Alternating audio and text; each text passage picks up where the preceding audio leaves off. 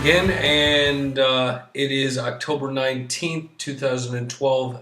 Thank you for watching. It has been a very long week. I had some teeth pulled 2 weeks ago, so you knew I was a bit under the weather. Like, hopefully most of you saw the news preview and update before this.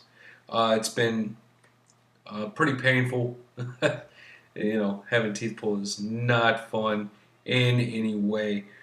Tonight we're going to be talking about the militarization of police, and this seems to be a problem across the board. All right, this is something that as I heard quite a few. Namely, I heard George Norrie and Alex Jones talking about it today during their Money Bomb, which is at InfoWarsMoneyBomb.com. Check that out. I'm not being paid by them, so don't check it out or check it out. But support them if you can. They actually are the ones that woke me up to a lot of this news and inspired my work. What we're going to be talking about a lot of is going to be, the police abuse and their militarization. To get on point, and I've actually printed and done quite a bit of research, especially since we didn't do an episode last week. So, I know that those of you that do watch, you enjoy the episodes, and those of you that watch sporadically, you would like, informative news. And, I'm going to quote my sources. Most of them are other news, but I don't have that many sources, and the few sources I do have, we are actually going to have some actually a publisher and a published writer on hopefully tomorrow. Planning on scheduling, so those will be available for you tomorrow night. But like I said, actually have been doing quite a bit of research on this. This police thinking that they are the law. They are not, and be advised, they are not the law. They're there. They are bonded and licensed officers. All right. Okay. What they do is to serve and protect, not protect interests, not protect anybody other than the citizens and businesses within, their area that they patrol. And that's incredibly disheartening. And I've seen these tasings come up a lot. And I don't know if it's, see, I have one here from RT, and they are they're pretty much a Democrat news source, as I've seen.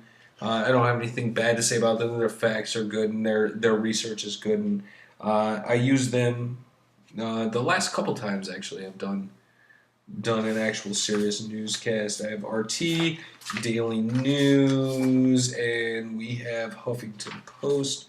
So that's it's about three sources right now. I've got actually 5. I don't have 2 of those printouts in front of me right now, but I've read through them fairly well. This cops seem to be a little liberal with this new taser, this less lethal deterrent that they're using, rubber bullets, CS gas, which isn't comfortable. I mean, it doesn't bother me that much. I mean, I'm a very heavy smoker. I've got good lung capacity considering, and it doesn't bother me that much. Okay. Uh, However, I've seen other people just have a complete freak out inside. It just called, for lack of a better word, tear gas. Uh, I've also seen people lose their minds being maced, and is not, to me, no, to other people, it's not that big a deal. Uh, so recently, I read an article and watched some news on a Texas mom named Tammy Cooper, who her neighbors called the cops on her because she allowed her children to play in the yard unattended.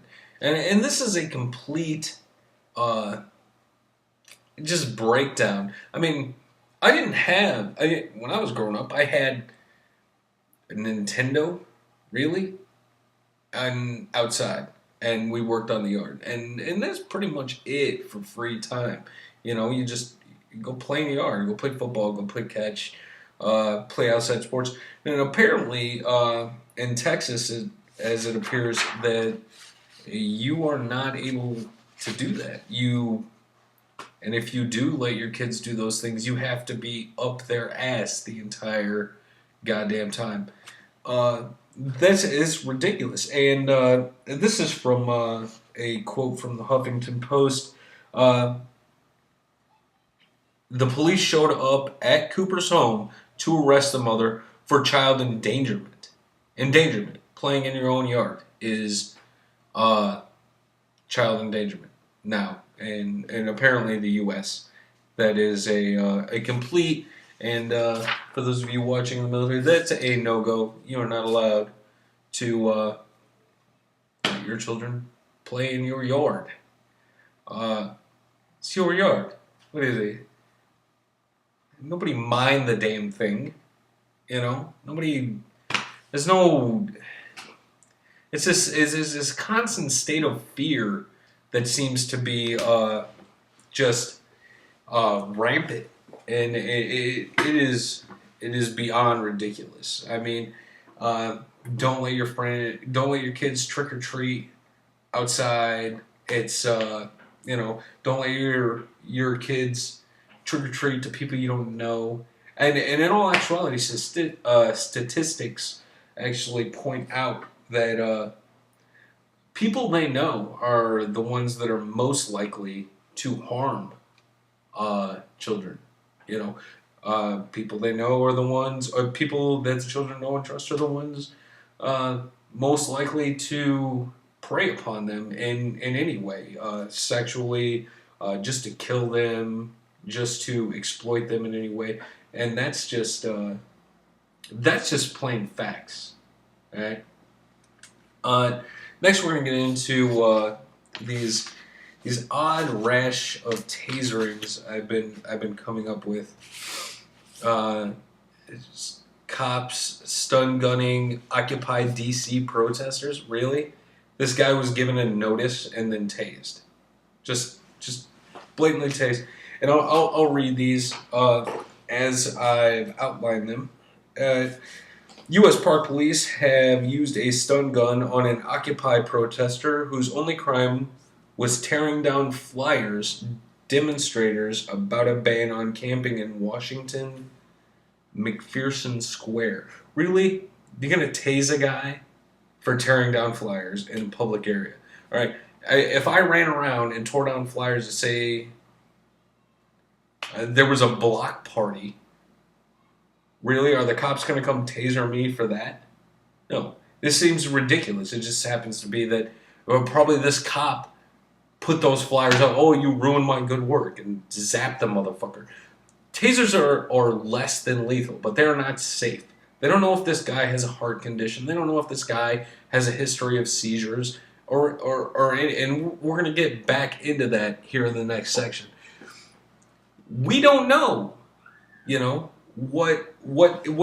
how long these cops are holding the taser for. Because, I mean, you can zap a guy, or you can zap a motherfucker. And that's how tasers work. Oh, he's not down. Nah, and you just hold that shit down and tase the shit out of him. All right, so in the next segment, we're going to be getting into quite a few more disturbing police tasings that I just seem out of control. Stay tuned. Thank you for